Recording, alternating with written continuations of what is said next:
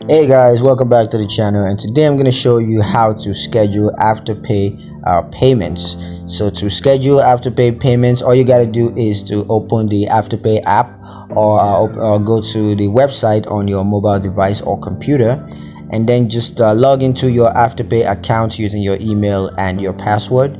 And once you're logged in, just tap or click on orders or transactions to view your current orders or transactions, and then just select the order or transaction for which you want to schedule payments, and then tap or click on payment schedule to view and edit your payment schedule. And you can select the payment frequency. It could be weekly, bi-weekly, or monthly. That's up to you.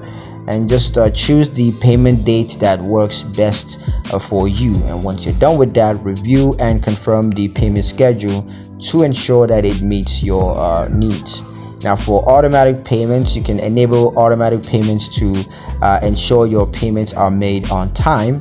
Afterpay will automatically charge your payment method on the scheduled payment date.